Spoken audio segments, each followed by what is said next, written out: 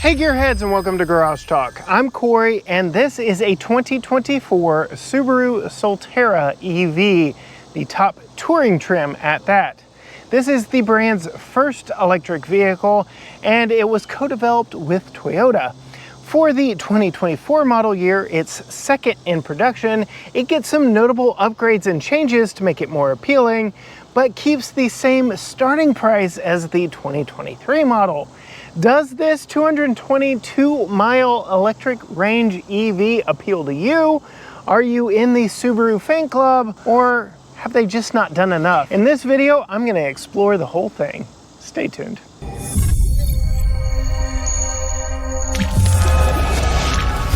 Yes, Gearheads, I am in the 2024 Subaru Solterra, a name that means sun and earth because EV, helping the planet, no tailpipe emissions. You get the chill vibe that we've got going on here. But yes, it is a green-friendly vehicle with its all-electric powertrain. And I do want to say a big thank you to Subaru for sending this one to us. We've got a lot to talk about with this 24 model, with the changes and the similarities to the 2023, which was the first model year of this vehicle. In fact, I was at the auto show when they pulled the wraps off of this for the very first time. I do believe it was the 2022 LA Auto Show, but I'll link that on YouTube for you to go check out. Otherwise, sitting in this one, it is a very comfortable vehicle, but sitting here waiting for traffic, I don't have an engine running, and that is a good segue to talk about what motivates this all-wheel drive EV. Yes, this is an all-electric vehicle, so why? You may say, am I popping the hood? The point of discussion with EVs now is, do you get any front storage or a frunk underneath the hood? And unfortunately, here in the Solterra, as with its siblings from Toyota and Lexus, in the BZ4X and the RZ respectively, no, we do not get any front trunk storage. Unlike even the competitors that seem to do it reluctantly from Kia and Hyundai, we don't even get just a tiny bit of storage up here. We get nothing. You get nothing and you will like it, but you can see we get all the electrical components under the relatively short hood that do make up the propulsion system of this all-wheel drive electric Subaru. Starting with the battery, it is a 72.8 kilowatt hour lithium-ion battery, which is on par with competitors, but we'll get more into that later. I did mention the 222-mile EPA estimated range. The dual motor StarDrive Symmetrical all-wheel drive, that's a mouthful, makes 215 horsepower and 249 pound-feet of torque. We'll talk about how that drives here in just a moment. And being a Subaru crossover, it would not be complete if we did not mention it has dual function X mode with a snow dirt mode, a deep snow mud mode, downhill assist control, and hill start assist. Styling of the Subaru Solterra most closely resembles its closest sibling in the Toyota BZ4X. In fact, you park these two next to one another, from certain angles you will be hard-pressed to tell the difference. The Lexus sibling of it, well, it gets gussied up a little bit, it gets to wear tux. But this is the second time we have had this platform here on the channel for a full week. It's the second time I've had a Solterra as well, but that was at an auto show and another time from a dealer loan. I've been living with this one for a week, so I can really get into some of the things that make it just a bit interesting, to say the least. First and foremost, the styling of it. This being the touring model, we get this black hood applique. It's gloss black, so that's not to reduce glare like you see on a lot of off-roading vehicles. That really is, I guess, to make it look like the windshield is bigger than it really is. We see that on some Kia hatchback crossover sedan-like things. And yeah, here we get to see it on the hood of a Subaru Solterra. So that one's interesting. We do get a faux grille up front because there is no internal combustion engine back there that needs cooling. though we do get a functional lower grille because the battery does need cooling. Just we don't need the same amount of air that an internal combustion would give you, and this gives you a more aerodynamic approach. Speaking of aerodynamics, these black plastic fenders wrap around a pass-through here to allow air around the front of the vehicle. We get all LED lighting up front, these jeweled pod LED headlights, running lights, turning signals, and fog lights. LED, all the things up here. As we pan around to the side of the vehicle, we do get some stylish but range sacrificing 20-inch wheels. I really do like the design of them. They're very classy and really amplify the style of this, though I don't know that I love those plastic fenders up front. I'd say that whole design reminds me most of the Subaru Outback, and I know that is a very popular vehicle for the brand. I just don't know that it works for me here on the BZ4X. As we come down to these 20-inch wheels, you can see they are wrapped in Bridgestone Turanza tires. And one thing anecdotally I will bring to your attention is the fact that these run on 50 PSI. That is a good 20 PSI more than I am used to in passenger vehicles that aren't heavy duty in nature. So yes, quite a bit of air pressure in this to help reduce the rolling resistance of these 20-inch wheels and tires. I did mention they are range sacrificing. We are limited to an EPA estimate of 222 on our Limited. Other trims get smaller wheels and tires and have a slightly longer range. You can see these are two 3550 are 20-inch Bridgestone Turanza tires around those 20-inch wheels. As we pull around and look at the entire vehicle, again, same profile as the Toyota and the Lexus on which it shares a platform. Very much resembles the Toyota version here from the side. It's a nice look. It is attractive enough. The wheels are pushed out towards the corners, so that really benefits ride and handling, which we'll talk about, and interior space. We get LED lights back here in the back, running lights, brake lights, turn signals, all the things back here, which is a nice look. Similar lighting design signature from all the other Subaru vehicles. It does look like kind of a more angular Forester back here, at least the 2024 and older Forester back here. As we look, we have the Symmetrical all-wheel drive badge over here, touring badge over here, and we do have a power lift gate on the back, but as it opens, I will show you it's fairly steep raked rear window does cut into its potential overall cargo space if they had gone with a more traditional square back SUV crossover design. It's not to say space back here is lacking by any means, but it is not the roomiest either. We do have this all-weather floor mat back here, which I really like. It hides the fact that you can actually lift up the floor, and you do get a little bit of extra storage down here. So while we don't get front trunk storage, we get a little rear sub-trunk storage. I like that. And you can see that nice rubberized floor mat.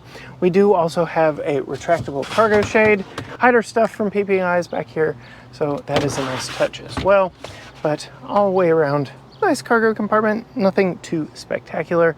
You can see we do have the subwoofer for the Harman Kardon sound system back here. Coming to me, I'm 5'10". It opens plenty wide, opens just perfectly for our 1963 build home. You can see we've got a lock button and a hatch close button right here to power close that. And before we wrap up talking about the exterior, I do want to talk about these little winglets coming off the back. Do you think they make it look sportier or just a little goofy back here in the back? Sound off in the comments below. Setting off, I mean, it is quick. The torque delivery is what make EVs feel faster than their substandard, subpar power numbers would lead most to believe if they are only reading specs off a spec sheet.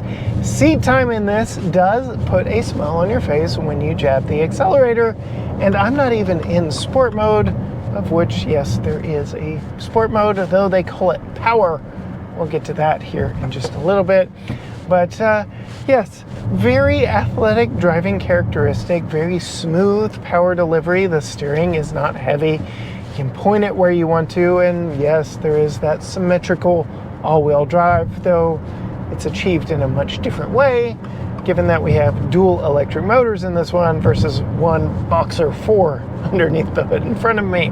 Talking about this vehicle, there are some similarities to the Toyota on which it shares a platform, and most of those can be seen outside and some here on the inside as well. Very attractive exterior on this one, though there are some weird things like the big plastic cladding up front. Hold on. I mean, it's not gonna blow your socks off, but it's fun.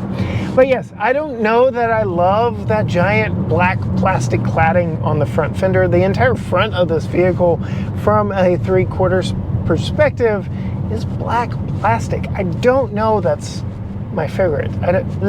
Just doesn't sit well with me. You can sound off in the comments down below. Otherwise, moving to the interior, there are a lot of similarities in here with the Toyota that rides on this shared platform. We can't talk EVs without talking charging, and our charge panel is on the front fender right by the driver's door.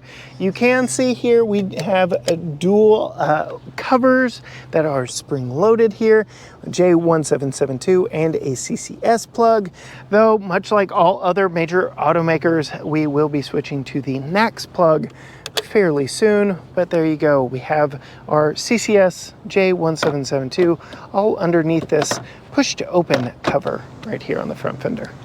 Before we get inside this one, I did want to show you the key. It is your typical Toyota key because this is a Toyota branded, designed, engineered vehicle. Unlike the GR86 BRZ combination between the two brands, which is a Subaru based vehicle with its Subaru key, this is a Toyota with its Toyota key.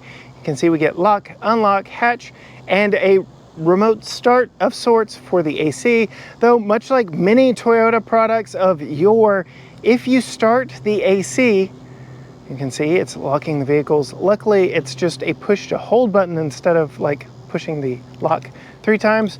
But if you start it and then come up to the vehicle and just so happen to unlock it, well, that turns it back off, which is not my favorite, especially here in East Texas, where things get mighty toasty and where, yes, you're going to want that AC running, but yes, you open the door, sorry, and it shuts off. Just unlocking it, not so much. Opening the door, which is the ultimate goal, yeah, turns everything off. I will say though, all 4 doors are proximity touch, capacitive touch. There we go. The words, but you can unlock all 4 doors by simply keeping the key in your pocket and just touching the back of the door handle, which I like a lot, especially in a family vehicle.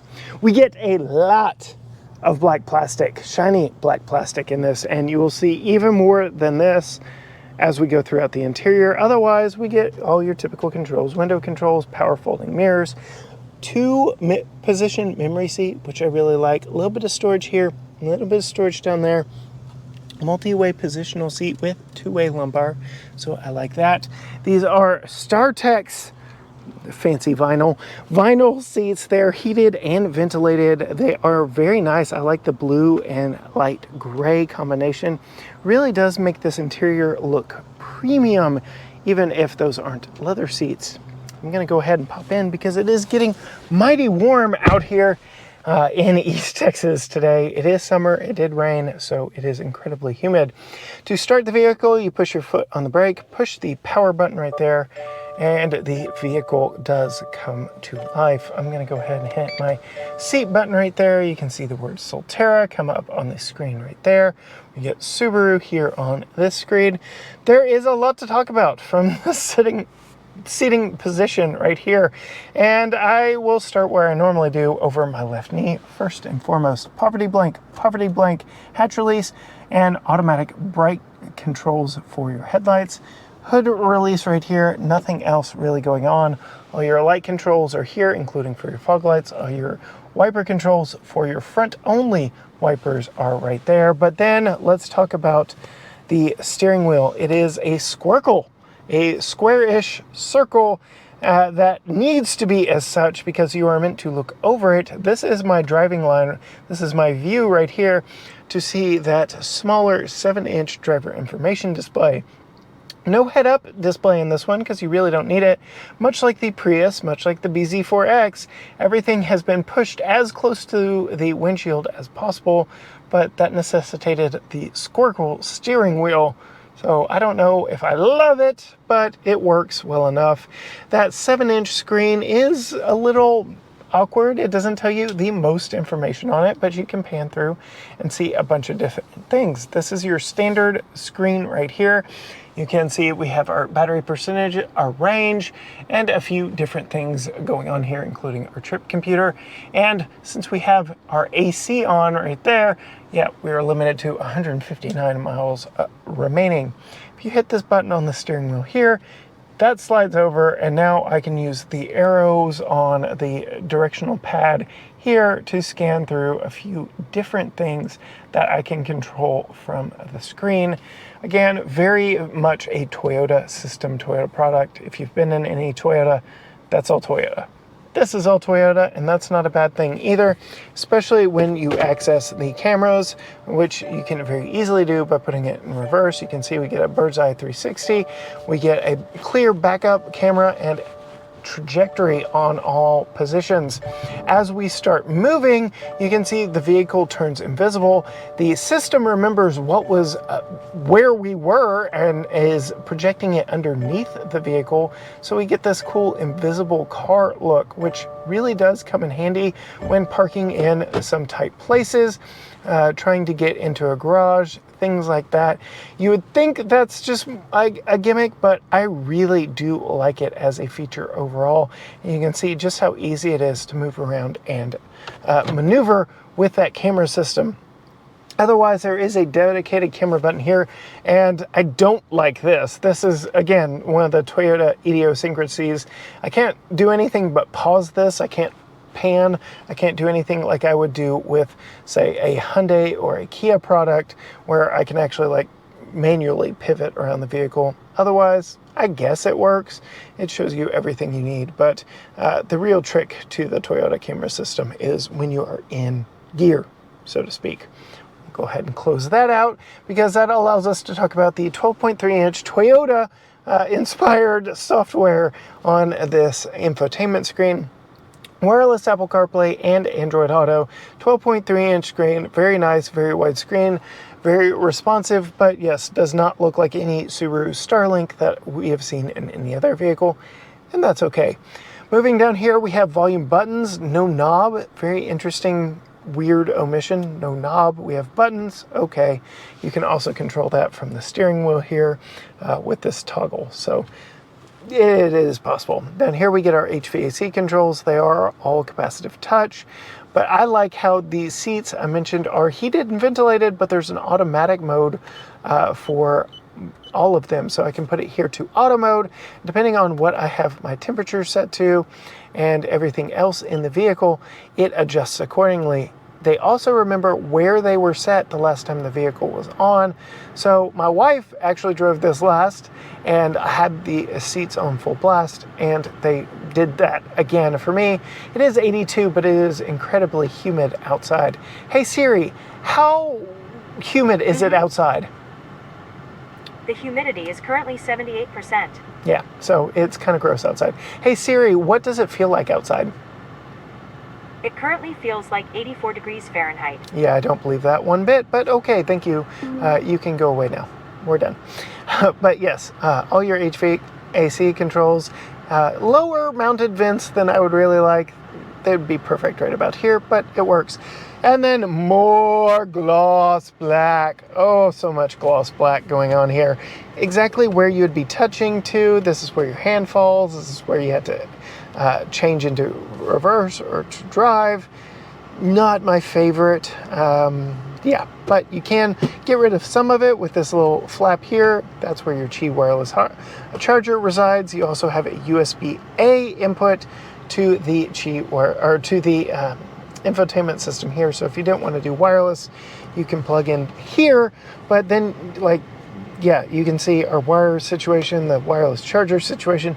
It's not the best. We do have some USB-Cs down here in this lower storage cubby section, which I really like. It's wide enough for us to get in and out of, but we have a USB-C on each side here, and then we have a cigarette lighter style plug right here. A little ledge to put some items back here. It's going to be really hard to show you, but yeah, you can put some items back here, though it's really too small, too awkward to try and put my phone in there, and then it's way out of the way. So not my favorite. I'm going to be putting my phone under here, which you can see it is see-through. So I guess if your phone lights up, notifies you of something, you can see it in there. Electronic parking brake, electronic parking hold.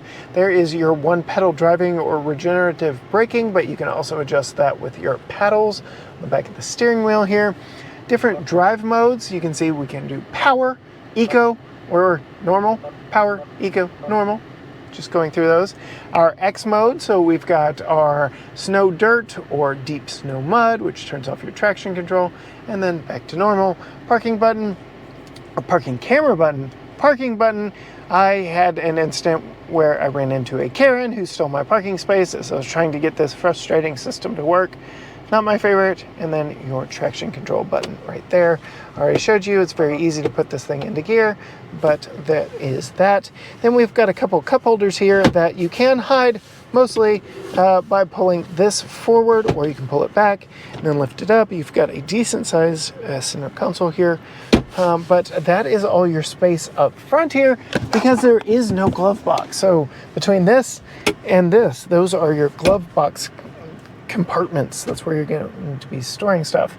The last thing I want to talk about for style up here is the fact that we have cloth on the dash, just like the Toyota version, the BZ4X, we get cloth on the dash. It's interesting. I know it's sustainable, but does kind of detract from the wanting to be premium seats to these cloth dash panels. Very interesting. So we move up, we do have a rear view camera mirror on here, but you can see decent view out of the back, even with the headrest in place, but that completely eliminates those headrests.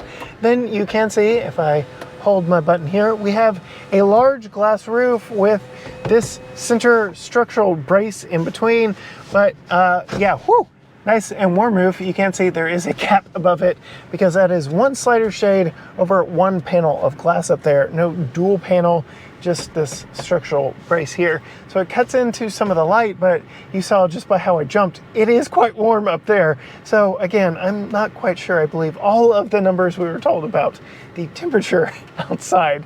Otherwise, for me, plenty of headroom with or without that sunshade open or close. I'm 5'10", plenty of room.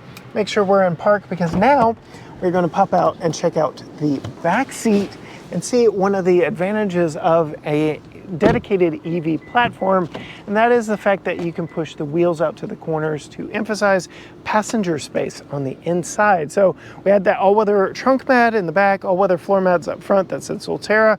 We get all-weather floor mats back here that aren't branded, but that's okay. More gloss black plastic.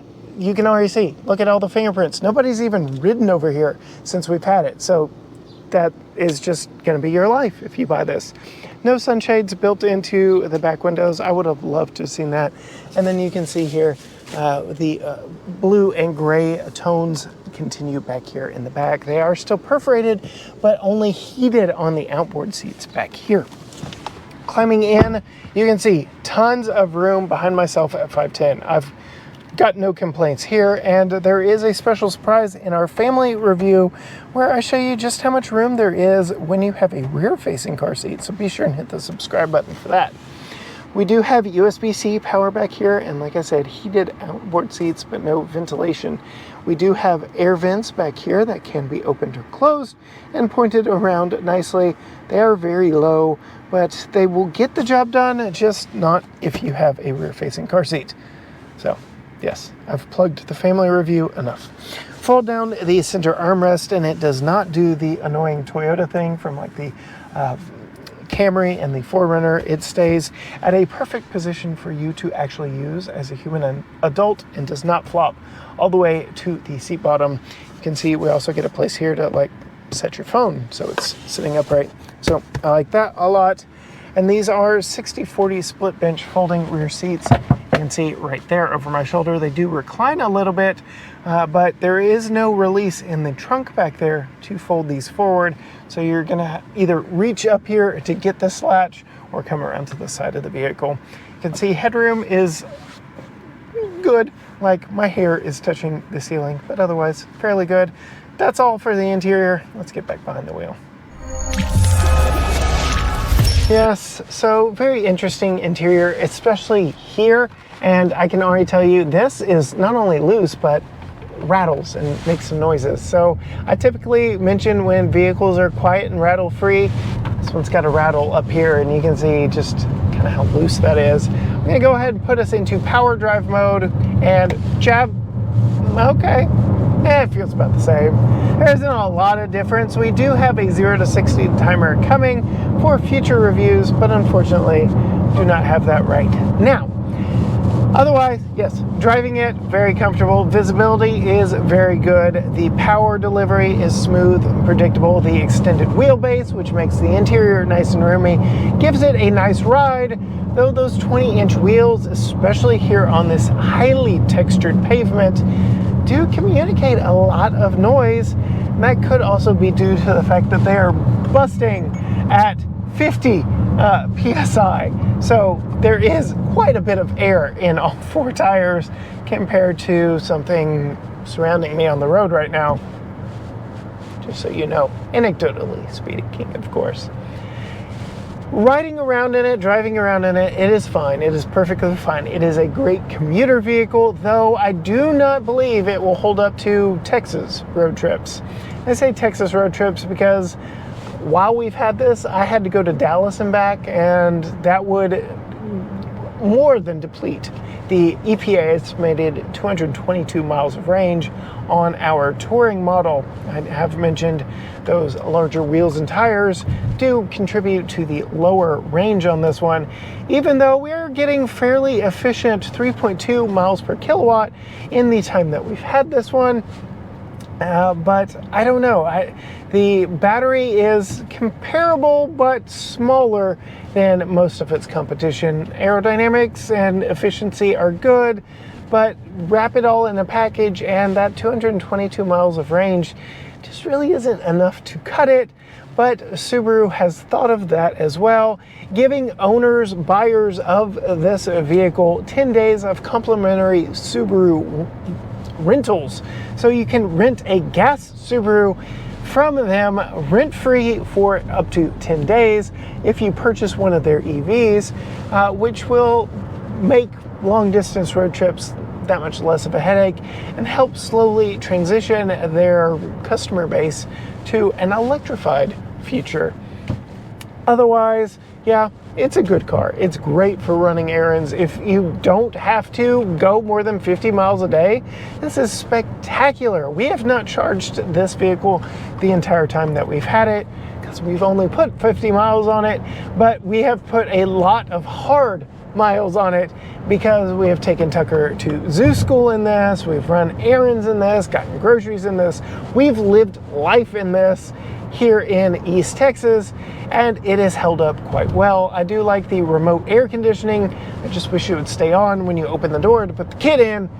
It's kind of annoying. Otherwise, yes, it's a good car. It's good. It's a nice first effort. I wouldn't say this would be my first pick of a nearly $55,000 electric crossover, because yes, you could find something from Hyundai or Kia with more range and a better warranty. I'll put all of the details on this vehicle down in the description below, but suffice it to say, it's good, not great. But yes, talking about that price, they did not increase the starting price from the 2023 model year, something you don't really hear about that much in automotive circles. Normally there's that inflationary cost that Subaru has elected not to pass along to consumers with the second year model of their EV. Yes, piloting this thing around in suburbs and city traffic is where it absolutely shines. That instantaneous torque delivery, the fact that you don't have to wait for a transmission to shift, the fact that you don't have to wait for power. It's just there when you want it and ask of it. It all works very nicely, and that's why I do believe EVs are slowly making headways into the overall market. Let's see, how does it handle corners? Body roll, you can see I grabbed on hard plastic. Then we do have Toyota's driver monitoring system here with the cameras looking at me, making sure I'm paying attention to the road around me, that if you drive one-handed on this Squircle, it will tell you to sit up because it cannot see your face. But yes, making sure you're paying attention to the situation around you, because Subaru is also offering low-speed, hands-free driving in this vehicle, which I guess we should go ahead and test out. On that note, I will let Holly finish the conversation in our family review, which will be dropping later. Be sure and hit that subscribe button down below and ring the bell to get her thoughts and Tucker's thoughts on this vehicle. Find us on all social media platforms: Facebook, Instagram, X, TikTok, Threads, YouTube, you name it. Everything is at GT Garage Talk, or you can go to gtgaragetalk.com. As for me, I'm gonna enjoy driving around in oh so nice air-conditioned comfort from my ventilated seats that are very comfortable, and an HVAC system that works quite well, in a vehicle that is fairly nice to drive when you consider everything about it. And until next time, gearheads, bye.